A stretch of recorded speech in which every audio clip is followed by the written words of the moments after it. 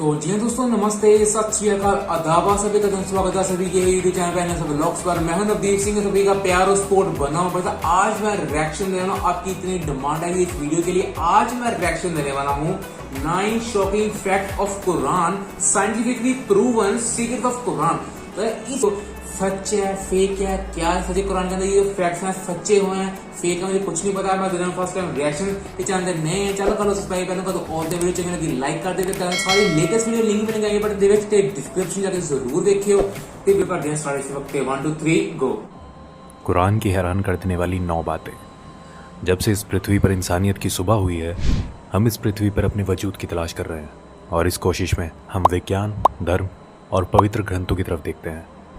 कुरान इस्लाम धर्म के अनुयायियों की सबसे बड़ी किताब है। आज की इस वीडियो में हम आपको कुरान के कुछ ऐसे ही रहस्य बताने जा रहे हैं जो आपको हिला के रख देंगे। स्वागत है आप सभी का the mystical and YouTube channel पर एक बार फिर से।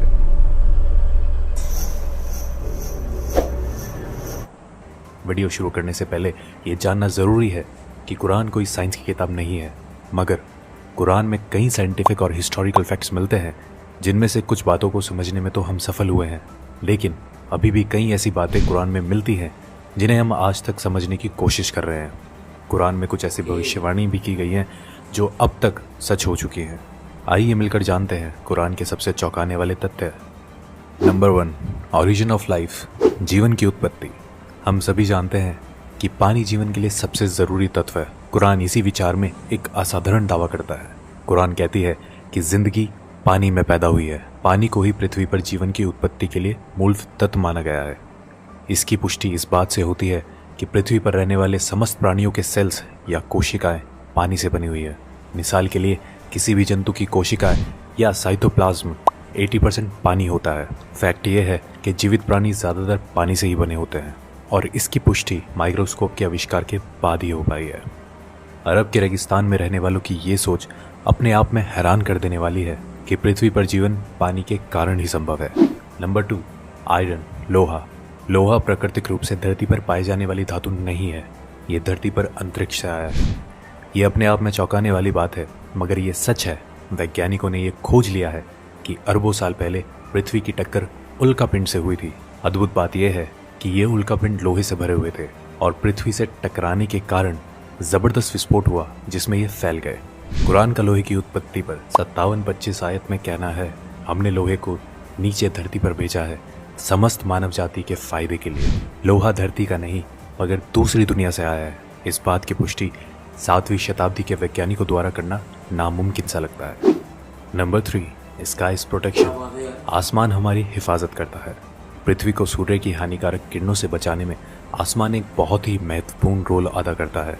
अगर आसमान नहीं होता तो सूर्य की रेडिएशन पृथ्वी पर समस्त जीवन को जलाकर नष्ट कर चुकी होती। आसमान पृथ्वी के चारों ओर लिपटे हुए कंबल की तरह है, जो पृथ्वी को जमाने वाली ठंड से भी बचाता है। आकाश के ऊपर का तापमान लगभग -270 डिग्री सेल्सियस होता है। आकाश पृथ्वी पर ग्रीन हाउस इफेक्ट पैदा कर यहाँ के जीवन को सूर्य की रेडिएशन और अंतरिक्ष की जमा देने वाली ठंड दोनों से ही बचाता है। ये आकाश के कुछ ऐसे काम हैं जो हमें प्रोटेक्ट करते हैं। कुरान हमसे आसमान को समझाने के लिए 21-32 आयत में कहती है कि हमने आसमान को तुम्हारे लिए एक हिफाजती छत बनाया है और तुम हमारे इशारों को नज़रअंदाज कर रहे हो। कुरान आसमान के हिफाजती इशारे को गॉड या अल्लाह द्वारा बनाया गया बताती है। आधुनिक विज्ञान द्वारा आकाश की पृथ्वी को प्रोटेक्ट करने की क्षमता 20वीं सदी में की गई रिसर्च से साबित होती है। नंबर 4, द माउंटेन्स, पहाड़। कुरान हमारा ध्यान पहाड़ों के बारे में एक बहुत ही खास पहलू की ओर खींचती है। क्या हमने दुनिया को आराम करने वाली जगह नहीं बनाया और पहाड़ों को धरती का कोटा नहीं बनाया? कुरान हमें बताती है कि पहाड़ों की जड़ें धरती में बहुत गहरी हैं, और असल में भी ऐसा ही है। पहाड़ धरती में काफ़ी गहरे तक गड़े हुए होते हैं। इसकी पुष्टि जियोफिजिस्ट फ्रैंक प्रेस द्वारा लिखी गई किताब अर्थ में उन्होंने लिखा है कि पहाड़ असल में कोटे की तरह होते हैं और धरती के काफ़ी नीचे तक दबे हुए होते हैं। माउंट एवरेस्ट, जिसकी ऊंचाई धरती की सतह से लगभग 9 किलोमीटर ऊपर है, उसकी धरती के नीचे की गहराई 125 किलोमीटर के करीब है, और इसका पता लगाना 20वीं सदी की शुरुआत में प्लेट टेक्टोनिक्स टेक्निक के आविष्कार के बाद ही संभव हो पाया है। नंबर 5, एक्सपेंडिंग द यूनिवर्स, ब्रह्मांड का विस्तार। जब खगोलीय विज्ञान अपनी शुरुआती दौर में थे, कुरान में ब्रह्मांड के फैलने का बयान किया गया। कुरान में 51-47 आयत में कहा गया है कि ब्रह्मांड को हमने ये अपनी सृजनात्मक शक्तियों से बनाया है और इसको हम बढ़ाते रहेंगे। ये तथ्य कि ब्रह्मांड निरंतर बढ़ रहा है, ये रहस्य हम पिछली सदी में ही जान पाए हैं। जाने माने फिजिस्ट स्टीफन हॉकिंस अपनी किताब a brief history of time में लिख गए हैं कि ब्रह्मांड को बढ़ाने की खोज 20वीं सदी की सबसे बड़ी भौतिक क्रांतियों में से एक है। चौंकाने वाली बात यह है कि कुरान में इस बात का जिक्र टेलीस्कोप की खोज से पहले ही हो चुका था। नंबर 6, सन्स ऑर्बिट, सूरज की कक्षा।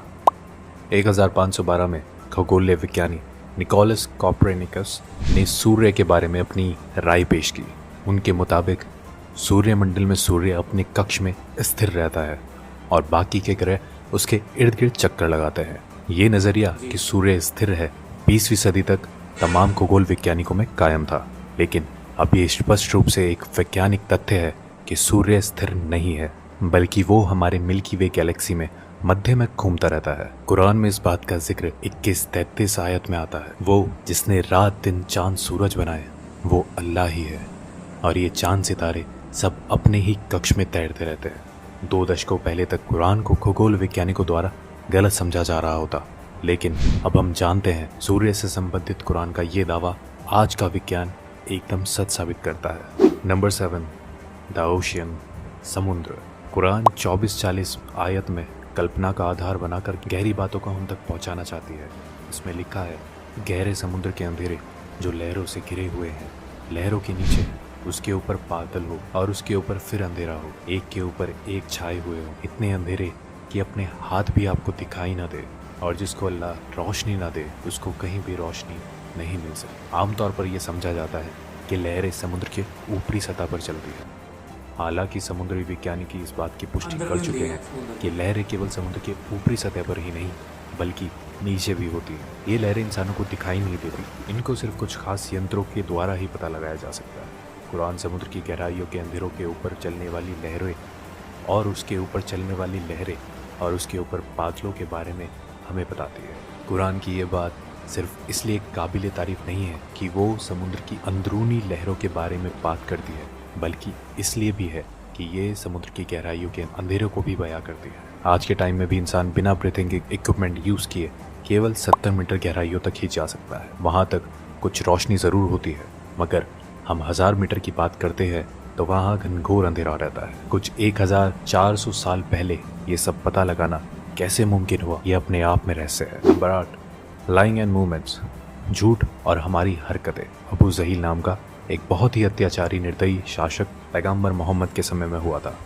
अल्लाह ने कुरान में उसको चेतावनी देने के लिए 96, 15 और 16 की आयत में फरमाया है कि इस बात में कोई शक नहीं, अगर ये बाज ना आया तो हम उसके मत्थे को पकड़कर घसीटेंगे, ऐसा मत्था जो झूठा और पापी है। अल्लाह ने कुरान में उस शख्स को झूठा नहीं कहा, बल्कि उसके मत्थे को, जो कि दिमाग का अगला हिस्सा है, उसको झूठा और गुनहगार कहा है। ये आयत 2 वजह से बहुत खास है। पहली ये कि हमारे दिमाग के सामने वाला हिस्सा हमारी सोची समझी हरकतों का जिम्मेदार होता है। इसे फ्रंटल लोब के नाम से भी जाना जाता है। दूसरा ये फ्रंटल लोब ही दिमाग के झूठ बोलने वाले काम को कंट्रोल करता है। आज के दौर में की गई कई रिसर्चों में ये पाया गया है कि दिमाग के आगे वाला हिस्सा ही हमारी हरकतों और झूठ बोलने के लिए जिम्मेदार होता है।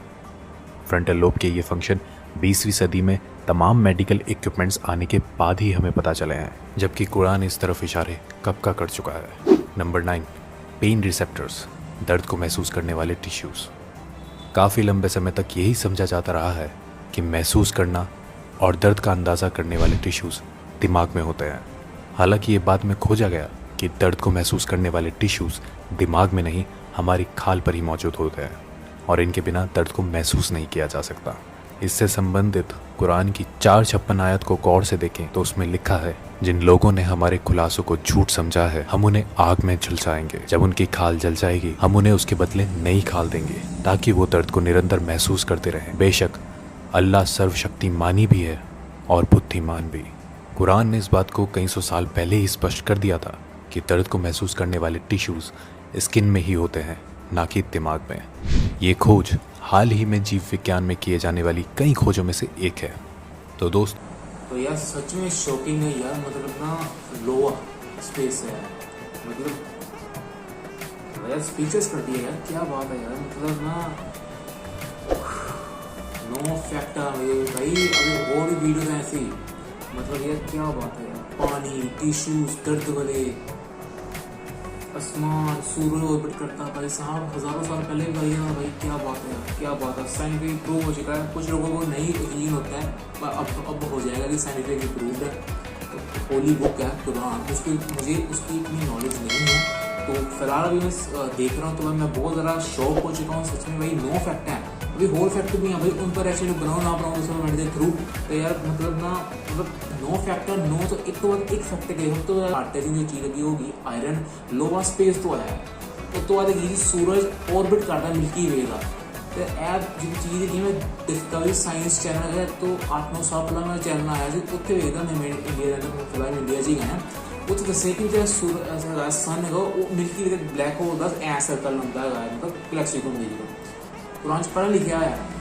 ਪਾਣੀ अभी पता है कि जो वेव्स होंगी उत्ते भी आती हैं, थल्ले भी होंगी, डीप स्पीच भी होंगी, तो पढ़ना लिखा है। मतलब क्या बात है यार, क्या बात है यार, मतलब अल्लाह देख रहा है सभी को, अच्छे कर्म में देख रहा है, बुरे कर्म में देख रहा है। तो ब्रेन का बारे में यहाँ पर अगर सोचना ही होता है तो यार क्या बात है, क्या बात है, मजा ही आ गया देख कर यार। मतलब इस पर पार्ट 2 बनाओ ना बनाओ तो कमेंट देते यार, चंगी लगी है like share subscribe channel. Thank you watching video, mask पाके रखते वीडियो कर दे शेयर अपने फ्रेंड के नाम।